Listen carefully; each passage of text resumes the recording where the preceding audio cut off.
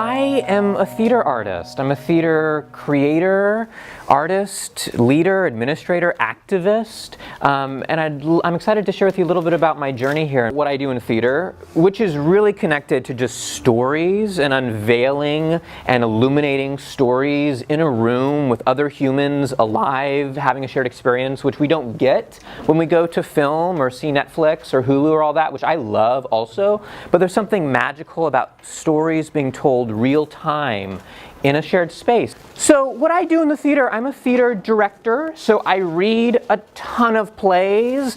I say that my going to the gym is reading a play every day. Every morning or every night I read a play and I become more familiar with the untold stories. And I'm reading new plays that have never been read, never been produced, never been on stage. And really what I'm looking for as a theater director are plays written by voices and people who haven't historically had voice on stage. What I mean by that is, historically, the plays that have been produced are plays by Shakespeare or classical playwrights, which have historically been men, been white men, been straight heterosexual men, which is all fine. We need their voices, but we also need the voices of young people, of women, of transgender artists, of genderqueer, gender fluid, non-binary artists, of artists of color. So I try to be an ally and activist in looking for plays written by these individuals and about stories of these communities. I work right now at a theater company called A Noise Within Theater, and that theater is located in Pasadena. We're what we call a mid-sized theater. It's about 300 seats, whereas a small theater would be 100, a large theater would be closer to 800 to 1,000. And at this mid-sized theater, A Noise Within, they created a brand new position, and I'm stepping into that position. I'm about 4 to 5 months old at the theater. And that position is called Director of Cultural Programming. And whereas my theater company, Noise Within, we have for 30 years produced amazing classical theater, amazing Shakespeare performances, re-envisioned for today. We have Othello running right now, set in 2019 in DC and Afghanistan. In addition to that, they've brought me on to really go after diversity, equity, and inclusion in the arts. And if you've gone to theater, I'd be curious where you went to theater to see plays, because most theater is not only celebrating plays written by older straight white men, but it's usually older straight white people in the audience who, again, we love and we honor and we need their voices as well, but who aren't in the audiences are people like me and people like all of you. And who's not on stage are people like me and people like you. And who's not on staff are people like me and people like you. And who's not on the board are people like me and people like you. And that's a huge problem. And that's really upsetting for me. And it's something I get really emotional about because theater has played such a huge role in my life. In high school, I fell in love with theater. I went to a play at a high school that a theater director, a theater teacher said I should go see, and I fell in love with it. And it has since become my identity, my career. I went to college at USC to study theater, fight on. I now teach at USC, at Occidental, at Cal State Long Beach. My whole life is in the arts. So it really saddens me when the stories on stage, when the people in the audience, when the people with power making artistic choices about what the culture and identity of our community should be on stage are not people of color and are not young people, are not women or queer people. It's really disappointing.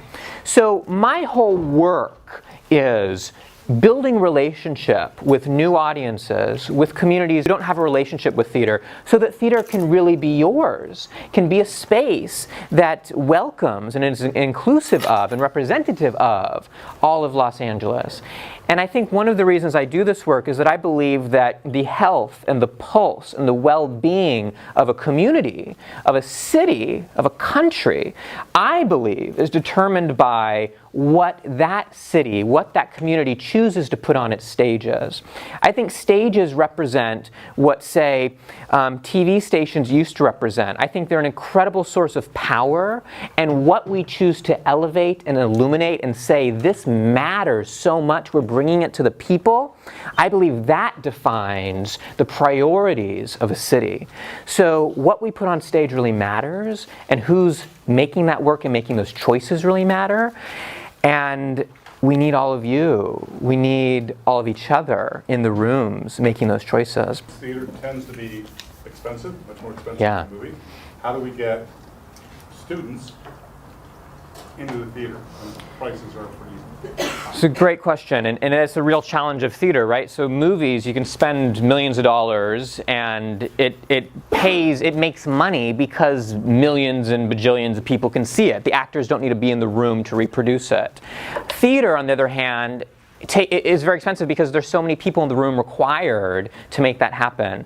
As far as how do you all see it, you may not know this, but every theater in the country wants you. Everyone is talking, like there are conferences and seminars and webcasts and journals and symposiums about how do we get young people and young people of color and high school students who have seen some theater or not a lot of theater or any theater, how do we get them to the theater? So at A Noise Within, I will give you free tickets to any play you want. You know, get a hold of me and I will get you in the room. The key is you have to show up, because I'll tell you, one of the barriers to giving free tickets to people is I give free tickets and then half the people don't show up, and then I cannot say to my board and to my leaders, give me more free tickets. And really, a ticket price is actually just an accountability tool to make sure people show up. So I will give you free tickets, but we need you to meet us halfway and show up.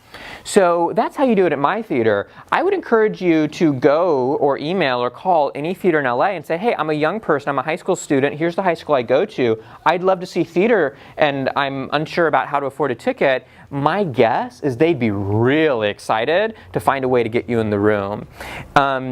I don't know when this will launch yet or if it's launched already, but in LA especially, all us theaters are talking about something called teen ticks. How do we get really cheap or free tickets to high school students? So these conversations are happening. Part of what got me into theater is in San Diego, there's a huge, very expensive theater called La Jolla Playhouse, and most of their theater goes to Broadway. They're sort of amazing nationally. I could have never afforded tickets there. But they at the time had a little pass for high school students where I could see theater as many times as I wanted for free. So I would see plays over and over and over, and I would study the work of these Broadway designers and directors. And I could bring 4 people at a time for $10 a person. So I consumed theater.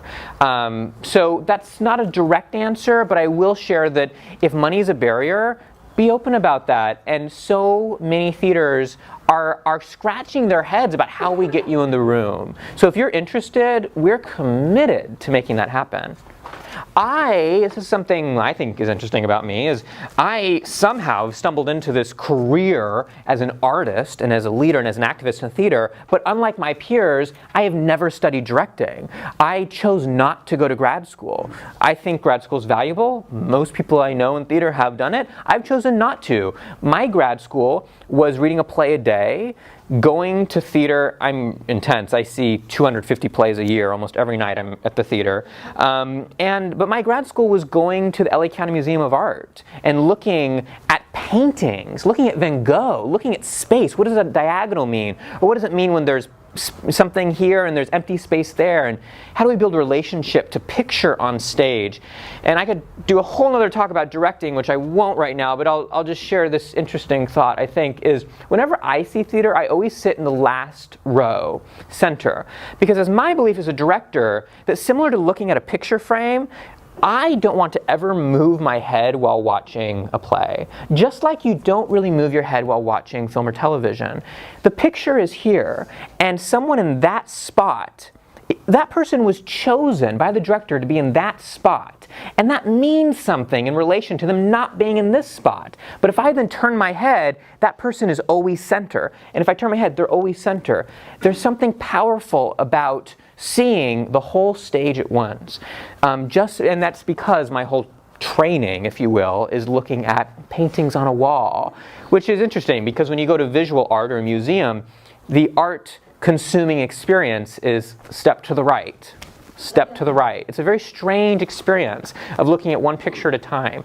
So I love it when I get to sit down, sort of zone out or lean forward, and the director and the artist are manipulating and transforming the space in front of me.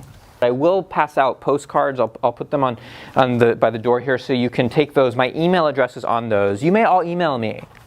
Please email me if you have questions about how to get involved in theater, questions about free tickets, questions about going to theater school. I'd love to be a resource. I invite that from all of you. There are so many ways to get involved. The Noise Within has classes, but so do many other theater organizations. But what I'll leave you with is, if you're interested in this, and if you're really interested in this, you can have a career in this. I think a lot of people in my whole life, and people still say, oh, but how are you going to make any money? Like, there's no money in theater. How are you going to make a career? Well, I want to tell you, there is money in theater. There absolutely is. And there's this sort of false idea that there isn't. And to be honest, it may take years. I've been doing this a decade. It may take years of not making a lot of money. But if this is what you want, it's there for you, and it's sort of, whether it's good or bad, it's sort of a game or a race of how many people just stick with it. There's so many people I went to college with who are extraordinary artists who aren't anymore because they just chose to stop. And I have no judgment of that. That's okay. Other people have different priorities. But I'm one of the few from my graduating class who chose to keep doing this, and now a decade of building relationship here in LA, I'm in senior leadership at a large multi-million-dollar theater in LA. So it all started from me falling in love with this in a theater classroom in high school. So there are many ways to get involved. Yeah, thank you so much. I'm gonna get my postcard. Thank you, thank you.